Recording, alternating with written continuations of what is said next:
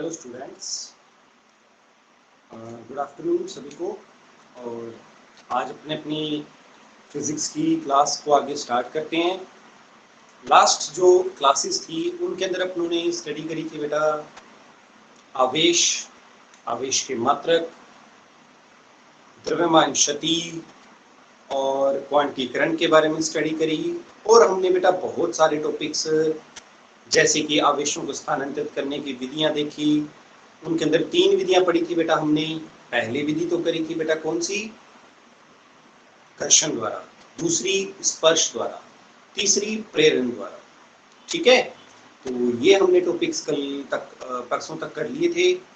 आज का जो टॉपिक है बेटा वो है बहुत ही इंपॉर्टेंट टॉपिक है बेटा, जो हम स्टार्ट करने जा रहे हैं, जिसका नाम है बेटा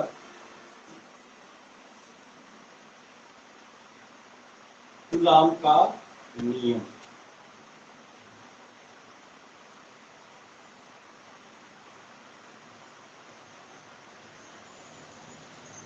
कूलॉम का नियम, हिंदी में इसको कहते हैं बेटा कूलॉम का नियम। और इंग्लिश में भी बेटा फ्रेम चेक कर लेते हैं, सही आ रही है या वीडियो नहीं आ रही, थोड़ा सा कट रहा है।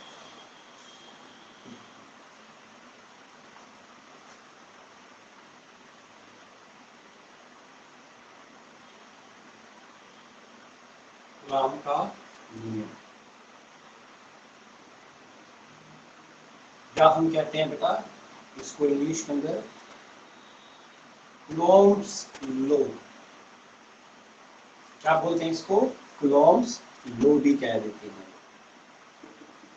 ये आज का टॉपिक है, बहुत ही इंपॉर्टेंट टॉपिक है और ये बेसिक टॉपिक है बेटा, क्योंकि अगर ये आ जाएगा हमें तो हमें किसी भी तरीके की कोई भी समस्या नहीं होगी आगे, क्योंकि अब यही लेसन की नींव है बेटा। एक तरीके से अगर ये कंप्लीट हो जाएगा तो हमारा आधे से ज्यादा प्रॉब्लम सोल्व होनी शुरू हो जाएगी आगे के टॉपिक्स के लिए बेटा। तो कूलॉम का नियम किन के ऊपर लागू होता है, किन के ऊपर लागू नहीं होता है? देखो बेटा, कूलॉम का नियम अप्लाइड होता है इसमें हमेशा दो आवेशों के ऊपर। किसके ऊपर अप्लाइड होता है बेटा? दो आवेशों के ऊपर। और इससे भी बेटरली बात आपने लास्ट ईयर क्लास 11th के अंदर पढ़ी थी बेटा, वो आपने पढ़ा था गुरुत्वाकर्षण का नियम। थोड़ा सा उसके बारे में भी स्टडी कर लेते हैं बेटा अपने, गुरुत्वाकर्षण का नियम। तो गुरुत्वाकर्षण के नियम में हमने क्या पढ़ा था कि दो बल, दो द्रव्यमान होते थे, कैपिटल एम, कोई भी स्मॉल एम ले लेते थे। वो परस्पर क्या होते थे? आर दूरी पर। तो अपने क्या कहते थे, इन दोनों के मध्य जो लगने वाला बल है वो इन दोनों द्रव्यमानों के गुणनफल के तो समानुपाती, तथा इनके मध्य की दूरी के क्या होता था? व्युत्क्रमानुपाती। तो जब इन दोनों को अपने कंबाइन करते थे तो ये क्या वैल्यू आ जाती थी? F बराबर में Gm1 m2 अपॉन में r स्क्वायर। और हमने लास्ट ईयर आपको ये बताया था कि जो गुरुत्वाकर्षण का नियम है केवल और केवल आकर्षण बल के बारे में बताता है। ये हमने कल पिछले लास्ट ईयर अपने स्टडी करी थी। जी यहाँ पर क्या होता है? गुरुत्वाकर्षण नियतांक। इसकी एक वैल्यू भी बताई थी बेटा हमने, जी बराबर में 6.67 गुना 10⁻⁻11 न्यूटन मीटर स्क्वायर अपॉन में किलोग्राम स्क्वायर। ये वाला वैल्यू हमने पढ़ी भी थी बेटा। तो कुछ ये तो था दो द्रव्यमानों के बीच में गुरुत्वाकर्षण का नियम। कुछ इसी बेस के ऊपर जो हमारा नियम चलेगा आगे वो चलेगा बेटा कूलॉम का नियम। ये द्रव्यमानों के ऊपर था और ये हमेशा जो नियम है वो कौन से प्रकृति को ऊपर लगता है बेटा? आकर्षण की प्रकृति के ऊपर। जबकि कूलॉम का नियम किसके ऊपर अप्लाइड होगा बेटा? आकर्षण और प्रतिकर्षण।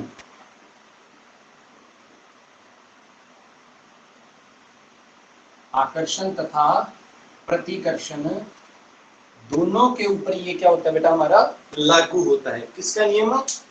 कूलॉम का नियम। आकर्षण तथा प्रतिकर्षण दोनों के ऊपर ये नियम क्या होता है? लागू होता है। ठीक है, तो अब करते कैसे हैं इसको? इसी के साथ हम इसका रिलेशन करते हुए थोड़ा सा चलेंगे और आगे की स्टडी को कंटिन्यू करेंगे आज की। ये पूरा का पूरा नियम और इसके ऊपर जितने भी न्यूमेरिकल्स हैं थोड़े बहुत वो करवा दूंगा, बाकी खुद करके देखना, ट्राई करना कि कितने हमारे से हो पाते हैं न्यूमेरिकल और कितने नहीं हो पाते हैं। चलो देखो, गुलाम का नियम सबसे पहले तो कहां पर होता है बेटा? दो आवेशों के बीच में। अब होता किस कैसे बेटा? आकर्षण तथा प्रतिकर्षण, दो आवेश। तो सबसे पहले मैंने माना दो आवेश क्या ले लिए बेटा मैंने? Q1 तथा Q2। और आवेश कौन से लेने हैं? बिंदुवत, बहुत ही बेटा छोटे, जिसको अपने कह सकते हैं बिंदुवत आवेश। माना दो आवेश Q1 और Q2। अब कहने का मतलब हमें यहाँ पर एक छोटा सा मैं पॉइंट लिख देता हूं, फिर हम आगे का उसी के ऊपर कूलॉम का नियम करेंगे। अगर आवेश होता है बेटा धनात्मक प्रकृति के, अगर दोनों आवेश Q1 और Q2 दोनों किसके हैं बेटा? धनात्मक प्रकृति के हैं, और दोनों ही ऋणात्मक प्रकृति के हैं, तो इनके मध्य क्या होगा? ऐसे नहीं है कि कूलॉम का नियम हमेशा धनात्मक धनात्मक के बीच में लगेगा, ऋणात्मक ऋणात्मक के बीच में। तो इनके मध्य कैसा बल लगेगा? तो इनके मध्य बल हमेशा लगेगा बेटा प्रतिकर्षण का। ये एक दूसरे को हमेशा क्या करेंगे? प्रतिकर्षित करेंगे। और अगर हमारा आवेश क्या होगा? प्लस माइनस और माइनस प्लस, तो एक दूसरे को क्या करेंगे? आकर्षित करेंगे। ये पॉइंट हमें याद रखना, यानी कि ये चारों सिचुएशंस हैं, पॉजिटिव पॉजिटिव हो, नेगेटिव नेगेटिव हो, पॉजिटिव नेगेटिव या नेगेटिव पॉजिटिव, तो इनके लिए हमेशा कूलॉम का नियम क्या रहेगा बेटा? वैलिड रहने वाला है। डन होगी यहां तक की बात बेटा? तो सबसे पहले क्या लिया बेटा मैंने? दो आवेश कौन से ले लिए बेटा? एक तो आवेश ले लिया बेटा Q1 आवेश, और एक आवेश क्या ले लिया मैंने बेटा? Q2 आवेश। और ये दोनों आवेशों के मध्य की जो दूरी रखी वो मैंने रख दी R। दो आवेश हैं जो परस्पर क्या है बेटा? R दूरी के ऊपर स्थित हैं। तो इस नियम अनुसार दो बिंदु आवेश परस्पर R दूरी पर स्थित हैं,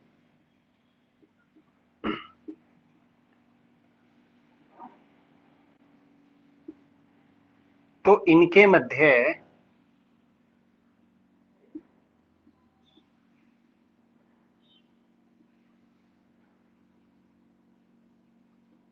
लगने वाला, देखो बेटा अगर हम बात करते होते गुरुत्वाकर्षण की, तो यहां पर सिर्फ वो आता है बेटा एक क्या? आकर्षण।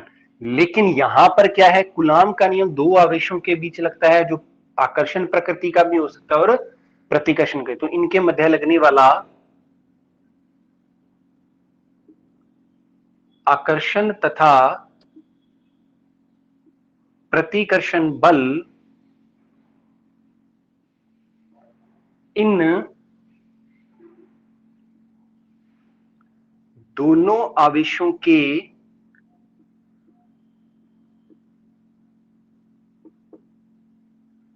गुणनफल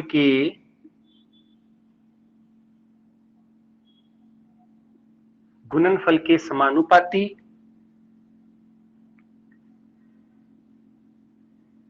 तथा, अब गुणनफल के समानुपाती यहां तक का पहले पॉइंट ही लिख देते हैं। दोनों आवेशों का गुणनफल, ये जो Q1 और Q2 का गुणनफल F समानुपाती Q1 Q2, इक्वेशन नंबर 1 हमारी, ठीक है, जहां तक का पॉइंट अभी तक लिखा। तथा इनके मध्य की दूरी के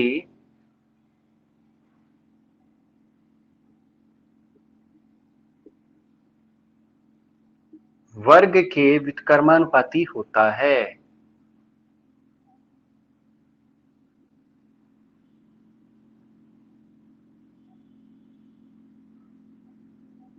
तो यही जो नियम है बेटा हमारा, वो किसका नियम है?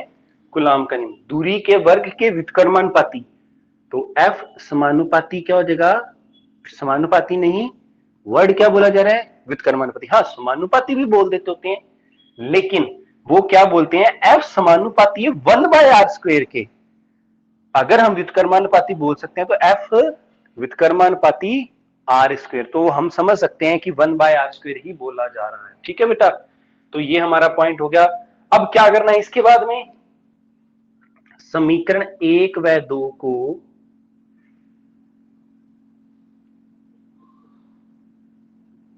संयुक्त रूप में लिखने पर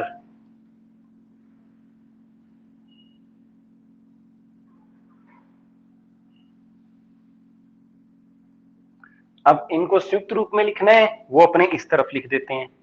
अब जैसे इनको संयुक्त रूप में लिखेंगे तो F समानुपाती Q1 Q2 अपोन में क्या आ जाएगा, r²। इसको समीकरण नंबर दे देंगे बेटा हम 3। अब इसके बाद क्या करेंगे, समानुपाती स्थिरांक हटाने पर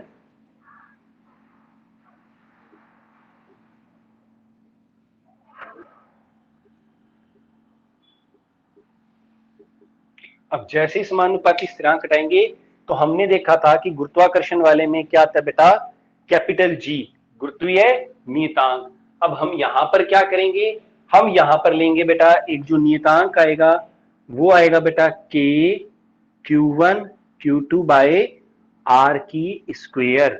ठीक है बेटा, यहां पर जो K है बेटा, K स्थिर वैद्युतिकी नियतांक,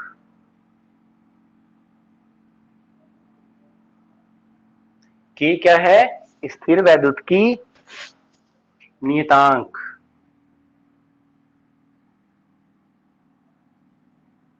K का मान क्या बेटा, K है बेटा एक स्थिर वैद्युतिकी नियतांक। इसका एक मान होता है बेटा K का, जैसे वहां पर G का था वैसे यहां पर K का है 9 × 10⁹ न्यूटन मीटर स्क्वायर बटे में कूलाम स्क्वायर। यहां तक की बात समझ में आ गई होगी। एक बार फिर से अपने कूलाम का नियम देख लेते हैं क्या है।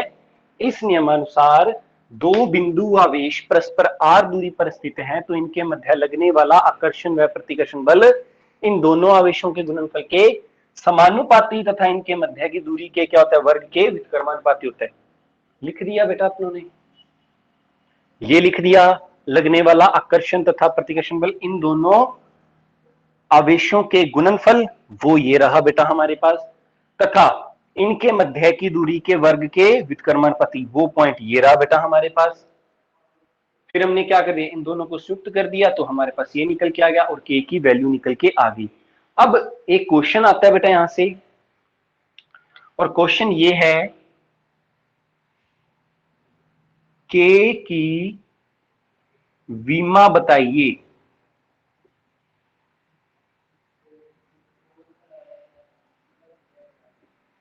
K की विमा बताइए। उम्मीद है यहां तक आपको सभी को समझ में आ गया होगा।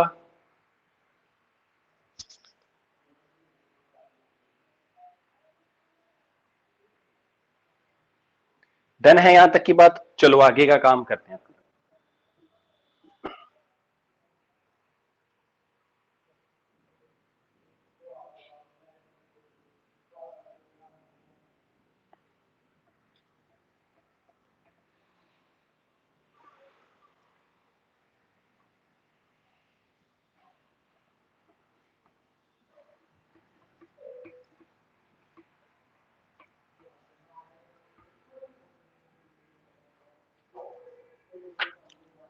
हाँ जी, अब हमारा जो बेटा क्वेश्चन था हमने ये करा था कि K की विमा बताइए।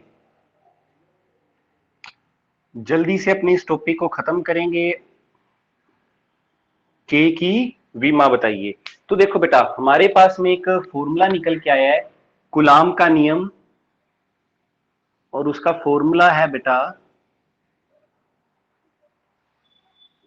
F बराबर में K Q1 Q2 अपॉन में r²। ठीक है, यहां से ये फॉर्मूला निकल के आया है। अब हमें K का मान निकालना है तो K बराबर में क्या आएगा, F देखो बज्जर गुना कर देंगे बेटा F into are square Q1 Q2। अब इसके अंदर हमें क्या क्या वैल्यू पता है, हमें एक तो पता है बल की विमा। बल की विमा देखो अगर जिसको नहीं आती, जिसको आती है बनानी, वो पहले देखो ट्राई करना, यहां से स्टार्ट कर दे कि हाँ बल की के की विमा क्या होगी हमारे पास। तो F बराबर में क्या आएगा, देखो बल की विमा आती है M1 L1 T माइनस 2। नहीं पता बल की विमा भी, तो अपने क्या करते हैं, एक फॉर्मूला होता है F बराबर में Ma। M क्या होता है, द्रव्यमान। A क्या होता है, त्वरण। तो यहां से आप इसकी विमा निकाल सकते हो। वैसे इतना कोई जाने की जरूरत नहीं है क्योंकि 11th क्लास में अपनों ने ये तो कम से कम टॉपिक कर ही लिए थे, तो इतना डीप हमें जाने की जरूरत नहीं है। तो M1 L1 T माइनस 2, उसके बाद में R क्या होती है बेटा, दूरी, दूरी की विमा आती है M0 L1 T0। और आवेश, आवेश की विमा क्यू क्या है यहाँ पर बेटा, आवेश ही है, आवेश की विमा आती है M0 L0 T1 A1। Okay, अब क्या करना है, कुछ भी नहीं करना, अब हमने ये विमाएं रख देनी है कहां पर, इस फॉर्मूले के अंदर। तो K बराबर में क्या आ जाएगा, M1 L1 T माइनस 2, और यहां पर क्या आ जाएगा R की स्क्वायर। R की मतलब यहां पर 0 है, ये भी 0 है, तो L की क्या हो जाएगी स्क्वायर, और अपोन में क्या आ जाएगा, देखो बेटा Q1 Q2 दो बार है, तो Q1 Q2 दो बार होने का मतलब ये है कि A की भी कितनी बार आएगी, दो, और T की भी बारी कितनी आएगी बेटा, दो। तो अब इसको लिख देते हैं बेटा हम क्लियरली। तो K का मान क्या आ गया बेटा, K की जो विमा निकल के आ गई वो आ गई बेटा M1 L3 T माइनस 4 और A माइनस 2, ये निकल के आ गई बेटा हमारे पास में K की विमा। अब एक K का एक और मान होता है बेटा जो हमें कई बार क्वेश्चनों के अंदर अलग से रखना पड़ता है याद बेटा, 1/4 पाई एप्सिलॉन नॉट, या कई बार इसको इस तरीके से प्रदर्शित किया जाता है 1/4 पाई। लिखने का अलग अलग तरीका है बेटा, इस तरीके से। अब ये जो मैंने एप्सिलॉन नॉट दोनों तरफ लगाया है, इसका मतलब क्या होता है, निर्वात या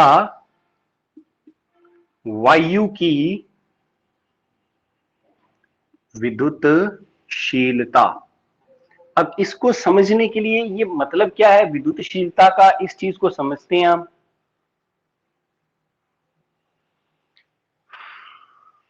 इस विद्युतशीलता का मतलब है, इसको अगर एक एग्जांपल के साथ समझाया जाएगा तो बेटा बेटरली समझ आएगा। एग्जांपल कैसे, आपने क्या करा, एक निर्धारित करी बात की हमने बल लगाना है बेटा 10 न्यूटन का, और सोचा कि एक व्यक्ति को थप्पड़ लगाना है, और उस थप्पड़ लगाने के आपके पास तीन तरीके हैं।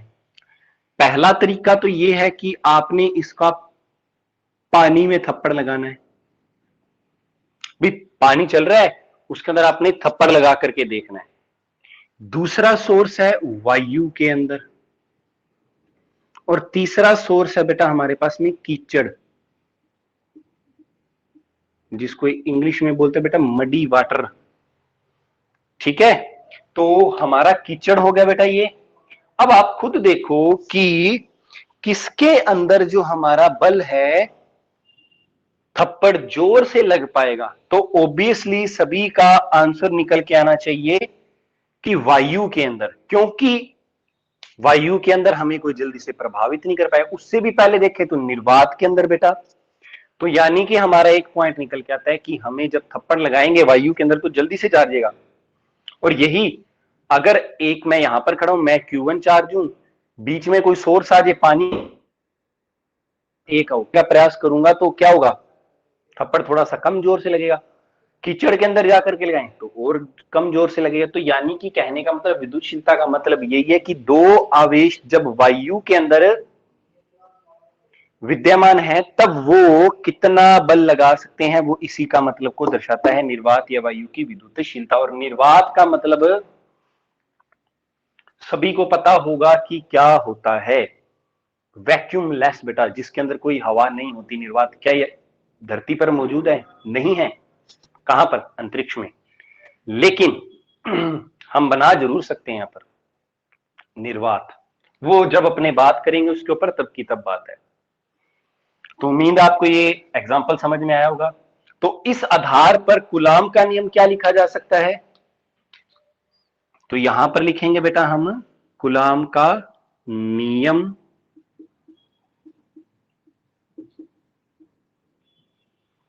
तो वो जो कूलाम का नियम लिखा जाएगा वो तब इस तरीके से लिखा जाएगा, 1/4 पाई Q1 Q2 बाय R की स्क्वायर। ये लो बेटा, यहां तक की बात समझ में आ गई होगी आपको। अब एक क्वेश्चन और यहां से बनता है कि ये सर जो आपने निर्वात या वायु की विद्युतशीलता बताई है, इसकी विमा क्या होगी? हमारा पॉइंट अब ये भी तो आता है कि निर्वात या वायु की विद्युतशीलता है, इसकी विमा क्या होगी? तो ये क्वेश्चन यहां पर ही लिख लेते हैं बेटा, एप्सिलॉन नोट की विमा तथा मात्रक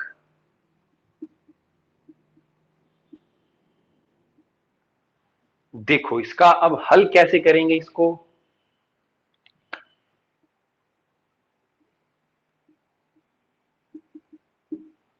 अब हल करेंगे तो हमारे पास में जो k का मान आया है बेटा, वो आया है 1/4 पाई एप्सिलॉन नोट। या अगर आप ट्राई करके देखना चाहते हो तो इसी फॉर्मूले से करके देख सकते हो। यहां पर थोड़ा सा लेंथी पड़ेगा, लेकिन अगर हमें कई बार निकालने की जरूरत पड़े तो हमें सबसे पहले k की विमा निकालनी है। k की विमा ध्यान है वो भी यहां पर लिखी हुई है। क्या विमा लिखी हुई है? M1 L3 T-4 और A-2 बराबर में क्या आ जाएगा? 1/4 पाई एप्सिलॉन नोट। तो यहां से एप्सिलॉन नोट की विमा क्या निकल के आ जाएगी? 1/M1L3T-4 अरे वजर गुना करा है बेटा अपनों ने, क्रॉस जिसको अपने कहते हैं क्रॉस मल्टीप्लीकेशन।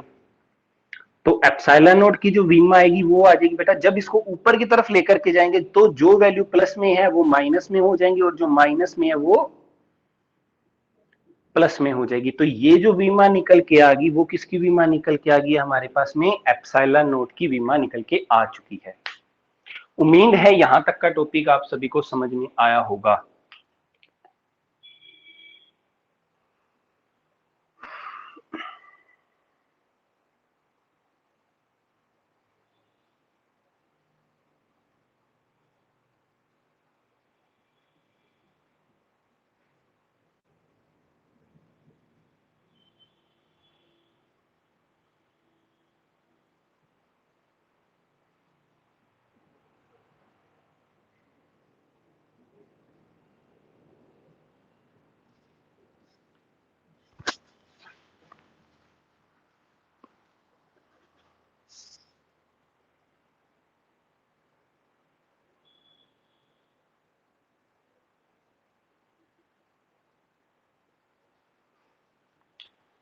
ओके, नाउ अब आगे का क्वेश्चन। अब इसका क्या पूछा था बेटा मैंने? मात्रक। अरे के का क्या मात्रक था? इस चीज को थोड़ा सा यहां पर लेते हैं अपनी।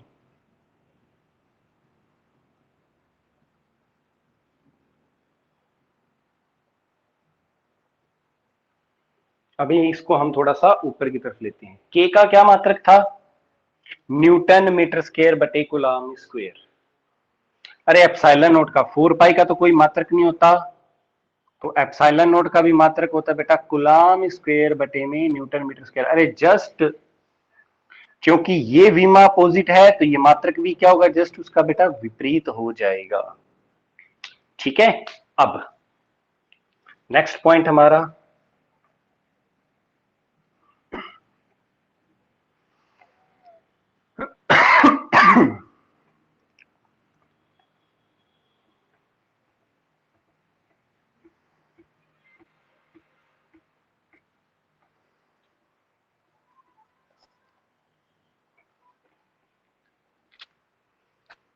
अभी तक कूलम का नियम ही चल रहा बेटा। के का मान क्वेश्चन ना लगा करके अपने इसको पॉइंट ही लेते हैं बेटा। के का मान मुख्यतः दो बातों पर निर्भर करता है। के का मान मुख्यतः दो बातों पर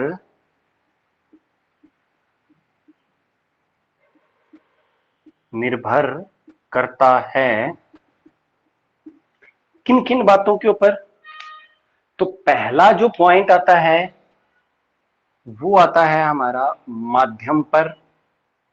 माध्यम से तात्पर्य क्या है कि दो आवेशों के बीच में वायु है या दो आवेशों के बीच में क्या हमारे पास में पानी, कांच या कोई अन्य ऐसा मटेरियल है, उसकी बात हो रही है बेटा। माध्यम। दूसरा आएगा उसके मात्रक पर।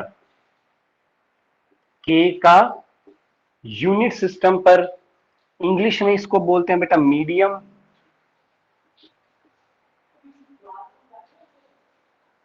इसको बोलते हैं बेटा अपने यूनिट।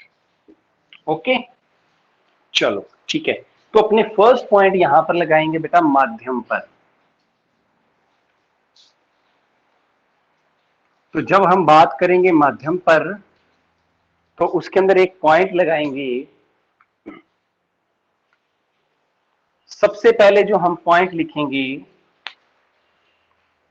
माध्यम में बेटा, हम दो बात करेंगे। पहला पॉइंट इसके अंदर निर्वात या वायु हेतु।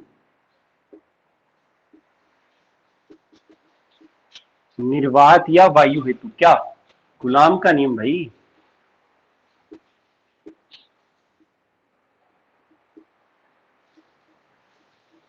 तो क्या नियम आएगा? वो आप पहले भी लिख के आ चुके हो बेटा।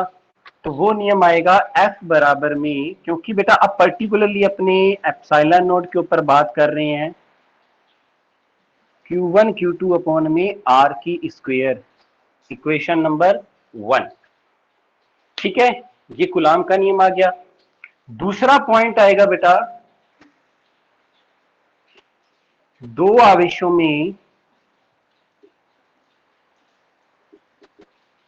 आवेशों में कोई पदार्थ हो। अब पदार्थ से क्या तात्पर्य है बेटा? यानी कि कोई चीज रखी हुई है, जैसे पानी है, जैसे कोई कांच है, जैसे कोई लकड़ी है, इस तरीके से पदार्थ हो तो कूलाम का नियम क्या आएगा? तो मैं इसको लिखूंगा एफ एम, तब लगने वाला बल। एम का मतलब है बेटा मीडियम, या लिख भी देता हूं मैं यहां पर माध्यम। और जो थोड़े से इंग्लिश से रिलेटेड करते हैं उनके लिए मीडियम वर्ड आ जाएगा। ठीक है, तो ये यहां पर क्या नियम बनेगा? 1 अपॉन में 4 pi epsilon M Q1 Q2 बटे में R की स्क्वायर। अब यहां पर एक नया वर्ड आ गया एप्सिलॉन एम। ये क्या है? जैसे वहां पर क्या था, एप्सिलॉन नोट क्या था? निर्वात या वायु की विद्युतशीलता थी, वैसे ही एप्सिलॉन एम क्या है? माध्यम की विद्युतशीलता।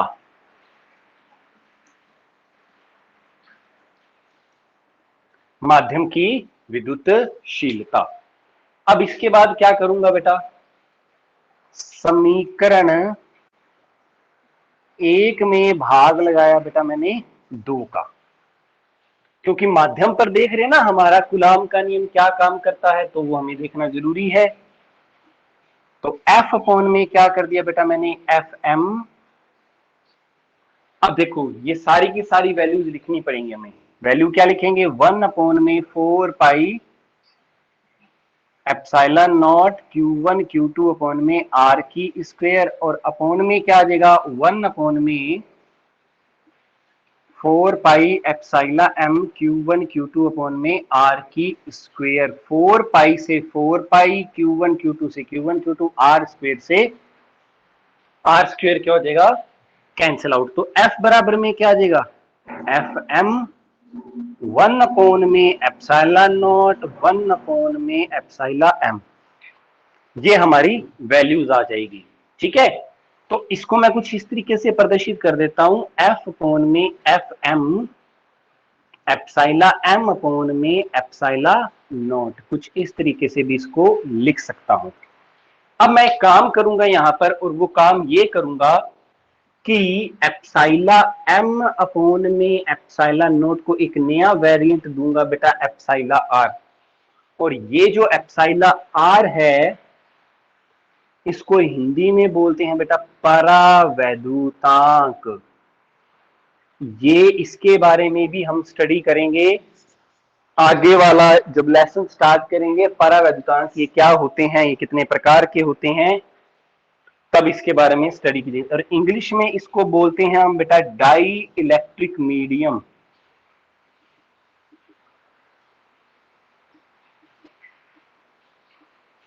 क्या बोलते हैं? Die electric medium. होप है यहां तक की बात आपको सभी को समझ में आई होगी।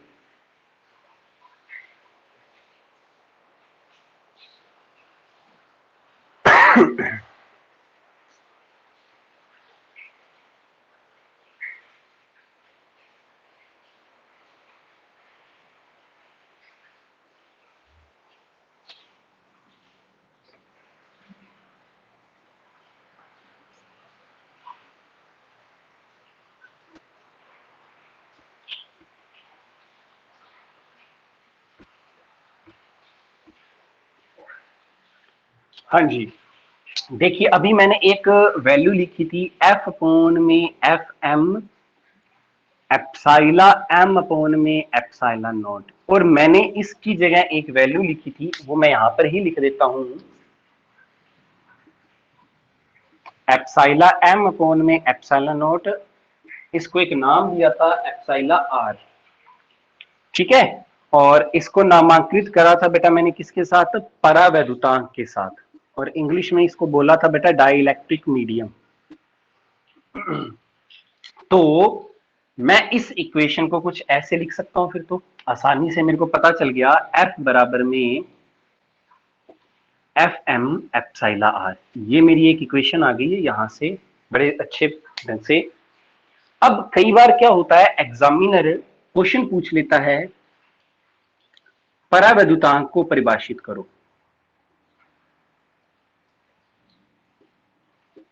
तब क्या करेंगे? देखो बेटा दो डेफिनेशनें बनती है इसकी परावैद्युतांक की। क्या क्या डेफिनेशनें बनती हैं? नंबर 1, तो जो आसानी से इस फॉर्मूले से बन रही है, इसको एप्सिलॉन आर बराबर में यहां पर लिखता हूं एप्सिलॉन एम अपॉन में एप्सिलॉन नॉट।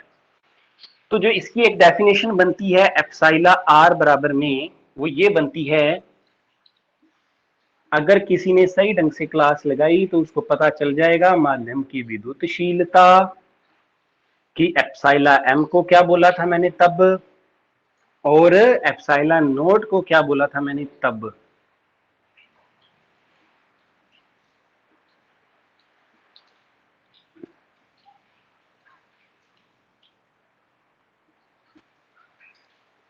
तो एक तो नंबर 1 तो डेफिनेशन ये बन गई।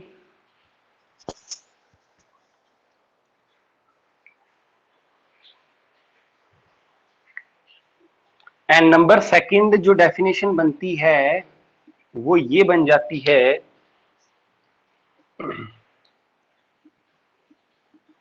एप्सिलॉन आर बराबर में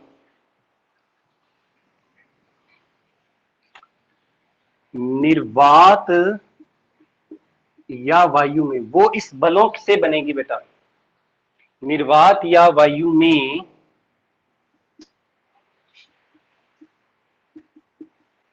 आवेशों के मध्य बल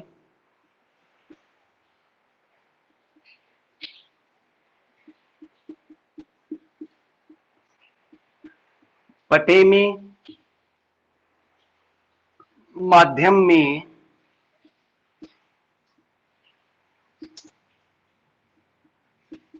आवेशों के मध्य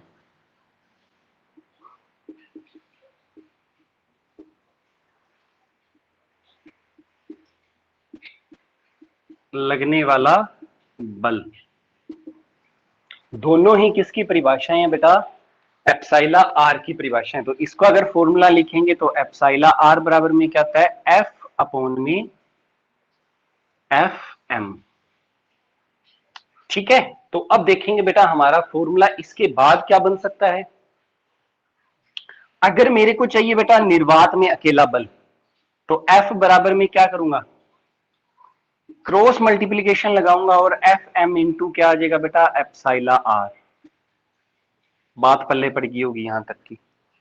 और दूसरा क्या लगाऊंगा? अगर मेरे को चाहिए, अगर इसके सामने लिख देता हूं निर्वात या वायु, अगर मेरे को चाहिए बेटा मीडियम के लिए, तो एफ एम इस तरफ जाएगा और एफ अपॉन में क्या आ जाएगा बेटा? Epsilon R. ये आ गया माध्यम में बल।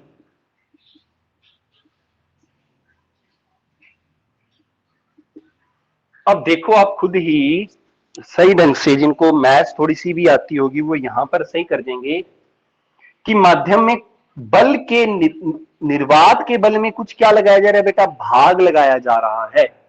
तो जब ये भाग लगाया जा रहा है तो हमारे पास में ओबीसी वैल्यू है, इसकी क्या होकर के आएगी बेटा? कम होकर के ही आएगी। ठीक है बेटा। और जब हम किसका मान निकालें निर्वात या वायु का, तो एप्सिला आर से क्या हो रहा है बेटा? मल्टीप्लाई होकर के आ रहा है। अब एक चीज यहां पर नोट लगा करके लिख देता हूं बेटा, एप्सिला आर का मान हमेशा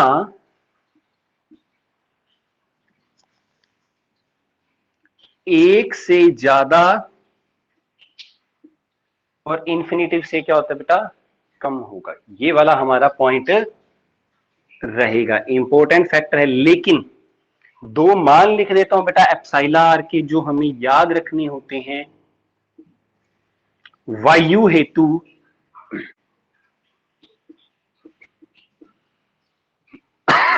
एप्सिला आर 1 और अपने पास में धातुओं हेतु, मेटल हेतु, और ये मान जरूरी नहीं है हर बार एक ही हो। धातुओं हेतु एप्सिला आर का मान क्या होगा बेटा? अनंत होगा। ये दो मान आपको हमेशा क्या रखने बेटा? याद ही रखनी है। उम्मीद है यहां तक कि फिर से बात आप सभी को डन होगी।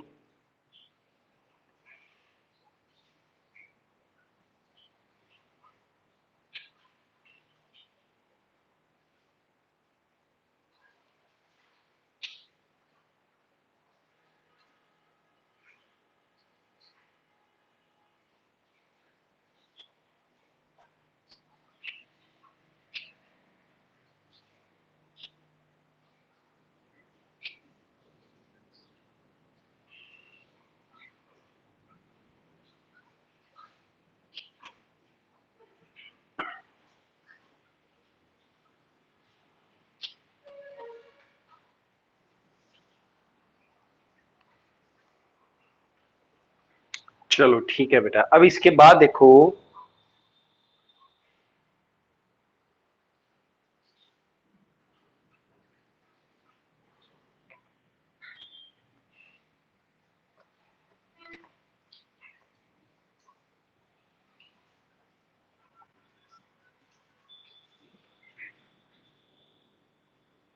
अब जो नेक्स्ट क्वेश्चन निकल के आता है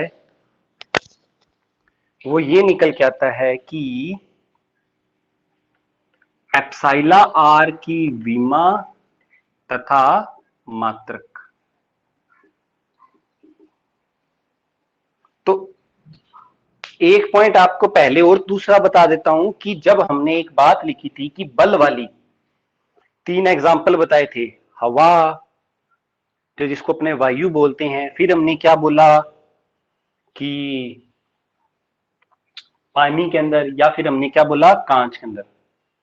तो ये वही पॉइंट आ गया कि माध्यम के अंदर बल हमेशा कम, किसकी कंपैरिजन में? निर्वात या वायु की कंपैरिजन में होता है।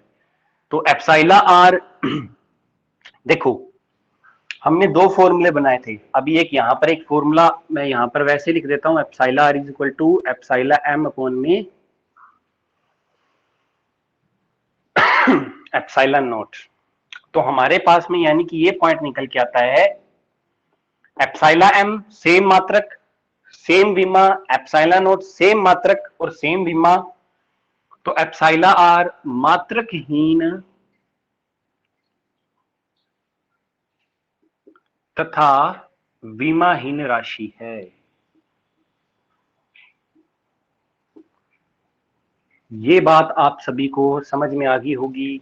न्यूमेरिकल ये है बेटा, आपके सामने क्वेश्चन दे रहा हूं, ये कूलाम के रिलेटेड ही है सारी की सारी, और वो ये है कि वायु में स्थित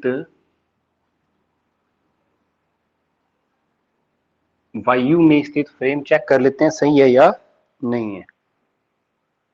ठीक है, बिल्कुल। वायु में स्थित एक दूसरे से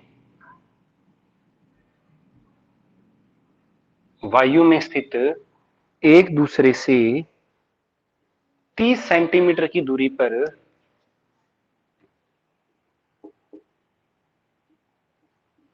30 सेंटीमीटर की दूरी पर दो बिंदु आवेश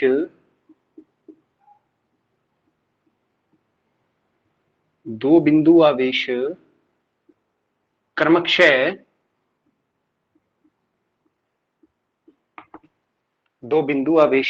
क्रमशः 2 गुना 10⁻⁷ कूलाम तथा 3 गुना 10⁻⁷ कूलाम से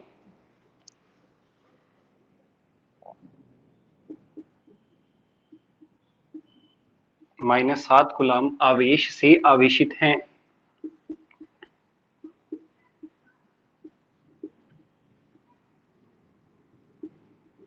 इन दोनों या इनके कारण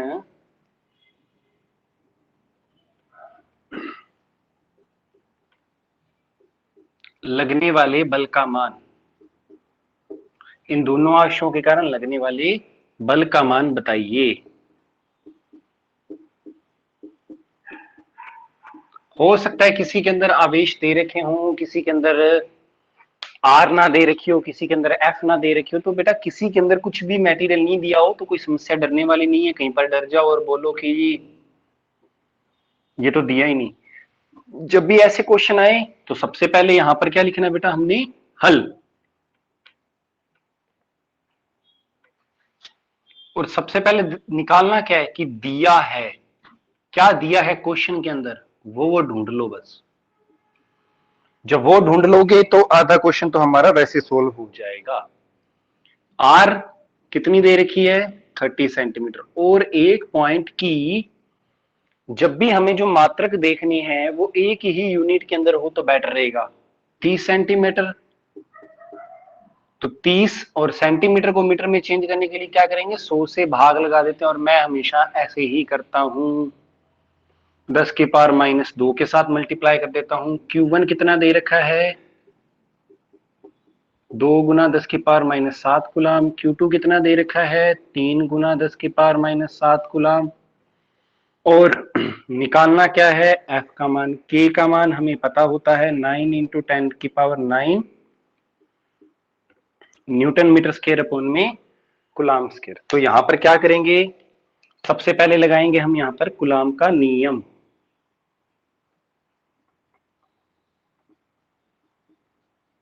अब जैसे ही हम यहां पर कूलाम का नियम लगाएंगे, और कूलाम का नियम क्या होता है, F बराबर में K Q1 Q2 अपॉन में आर के स्क्वायर। अब जो जो दे रखे है वैसे वैसे लिखते आओ। F का मान ही तो निकालना है, K का मान पता है 9 गुना 10⁹ 2 गुना 10⁻⁷ इंटू 3 गुना 10⁻⁷ अपॉन में क्या आ जाएगा बेटा, आर की स्क्वायर, मतलब कि 30 गुना 10⁻⁻2 इंटू में 30 गुना 10⁻⁻2। 3 एकम 3, 10, 3 3 जा 10, ये 10 और ये 10 100, ये कैंसिल आउट हो जाएगा इससे, 3 2 जा 6, और बाकी की पावर्स को सॉल्व कर लेंगे। 7 और 7 14, 9, 14 में से 9 गए तो 14 माइनस के और प्लस के 9 है, और नीचे से ये 2 जाएगा 11 हो जाएंगे। तो ये आ जाएगा बेटा 10⁻³ न्यूटन। ये आ जाएगा बेटा हमारे पास में बल का मान। ठीक है, तो कोई क्वेश्चंस में ये दिया होगा, कई क्वेश्चंस में ये नहीं दिया होगा, तो जो जो जैसे जैसे दे रखा हो वैसे वैसे सोल्व करते रहना है, कोई प्रॉब्लम नहीं आने वाली आपको इस टॉपिक के ऊपर। अब मैं एक न्यूमेरिकल लिखता हूं, और वो न्यूमेरिकल क्या है फिर आपको एक दूंगा बेटा करने के लिए, 2-3 क्वेश्चन घर से, जो आप करके देखना, और मेरे को जिस नंबर से ये आपको वीडियो पहुंच रही है उस पे आप इसको सेंड कर देना अपने आंसर्स को। क्वेश्चन क्या दे रखा है, दो एक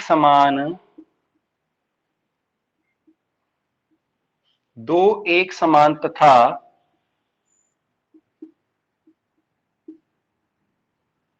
बराबर आवेशों को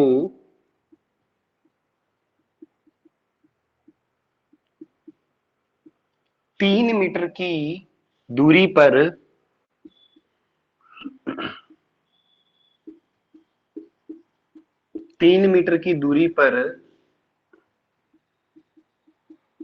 रखने पर इनके मध्य 1.6 न्यूटन का प्रतिकर्षण बल कार्य करता है, प्रत्येक आवेश का मान होगा न्यूटन का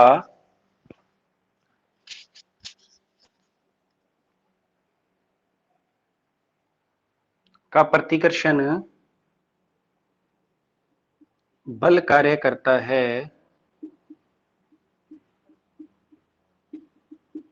तो प्रत्येक आवेश का मान होगा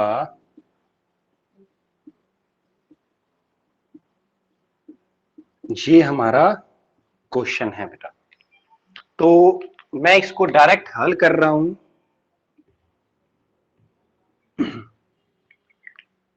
देखो, सबसे पहले हमें क्वेश्चन के अंदर दिया क्या हुआ है, हमें दिया हुआ है आर, इस बार हमें डायरेक्ट पता है 3 मीटर, मैं मीटर में ही ले रहा हूं क्योंकि एसआई यूनिट का काम कर रहे हैं। एफ कितना दे रखा है 1.6, हमें ज्ञात करना है Q1 तथा Q2।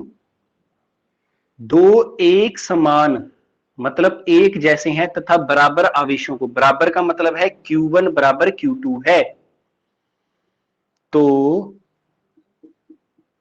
Q1 बराबर है किसके बेटा Q2 के, जितना मान Q1 का होगा उतना ही Q2 का। यहां पर क्या लगाएंगे, कूलाम का नियम,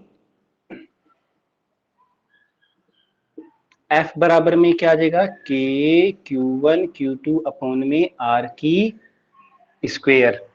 अब F का मान कितना है 1.6, K का मान पता है 9 इंटू 10 की पावर 9 इंटू में Q1 into Q1, because Q1 Q2 बराबर है बेटा, तो इसको भी Q1 लिख दिया बेटा मैंने।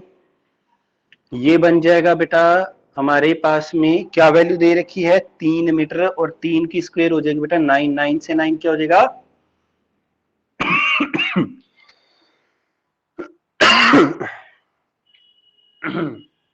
ये हो जाएगा 1.6, 10 की पावर 9 इंटू Q1 की स्क्वायर। तो 1.6 में हम क्या करेंगे 10 की पावर 9 का क्या लगा देंगे भाग, और ये आ जाएगा बेटा Q1 की स्क्वायर। ठीक है, अब क्या करना है आपने इसके बाद,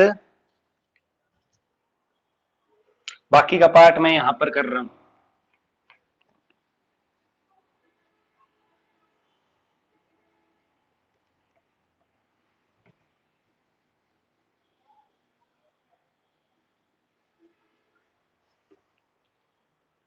तो यहां पर क्या आ गया Q1 की स्क्वायर बराबर में 1.6 गुना 10 की पावर -9। ठीक है, अब मैंने क्या करा, यहां से पॉइंट हटाया, यहां पर आ गया 10, तो Q1 की स्क्वायर बराबर में आ गया बेटा ये 10 की पावर -10। अगर मैं इसकी वैल्यू को रूट में लेता हूं तो ये आती है बेटा, और जो Q1 की वैल्यू आएगी वो आएगी 4 इंटू 10 की पावर 5 कूलम। जितनी Q1 की वैल्यू है उतनी ही क्या होगी बेटा, Q2 की। ये लो बेटा, ये आपका क्वेश्चन ये भी हो गया कंप्लीट। ठीक है, अब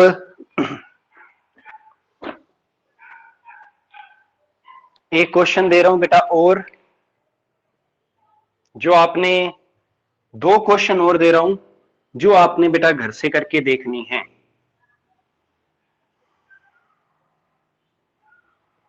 ना हो तो, अगर हो जाए सोल्व, तो मेरे को, मेरे नंबर पे, जिस नंबर से आपको मैसेज आएंगे उस नंबर पे फॉरवर्ड कर देना बेटा, सेंड कर देना, सॉरी, जो भी है बेटा आपका।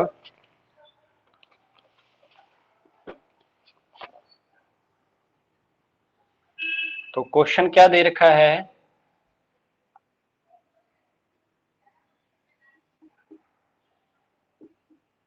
दो आवेशों के मध्य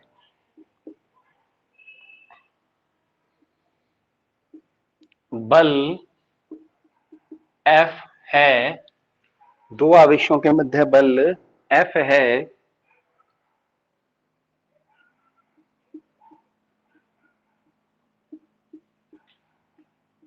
यदि उनके मध्य की दूरी को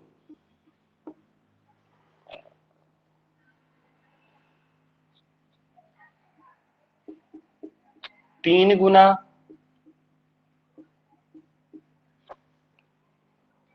कर दिया जाए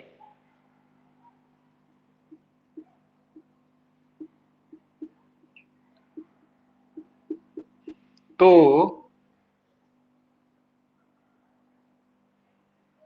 इन आवेशों के मध्य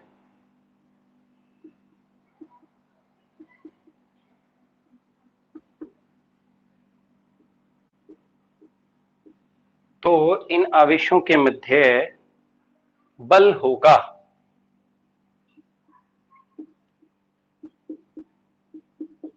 और इनके जो ऑप्शंस हैं बेटा, वो भी बता देता हूं आपको। पहला ऑप्शन तो है बेटा F, और दूसरा ऑप्शन है F/9, थर्ड ऑप्शन है बेटा F/27, और जो फोर्थ ऑप्शन है वो है F/3। एक तो ये क्वेश्चन करके देखना आपने।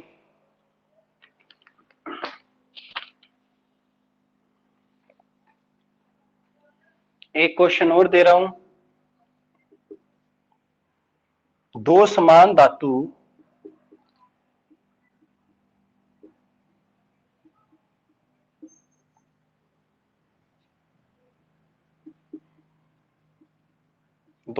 धातु के गोले +10 माइक्रोकूलम तथा -20 माइक्रोकूलम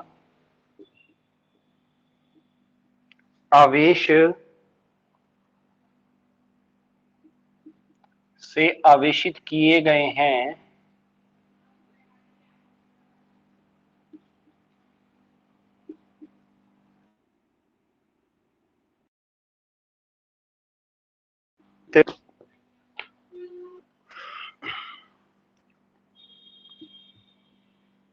यदि इनको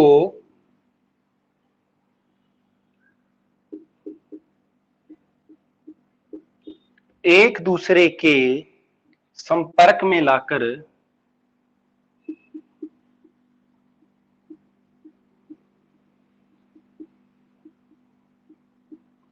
एक दूसरे के संपर्क में लाकर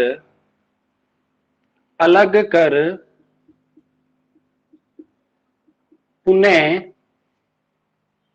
उसी दूरी पर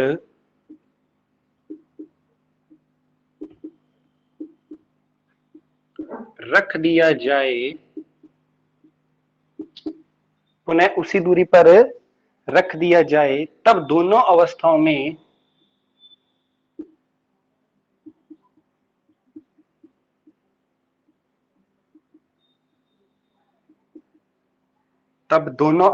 में बल का अनुपात ज्ञात करो। तो ये आपका सेकंड क्वेश्चन है जो आपने करके देखना है। तो आज के लिए इतना ही, बाकी अपने कल के क्लास में मिलते हैं। घर पे रहें, सुरक्षित रहें। धन्यवाद।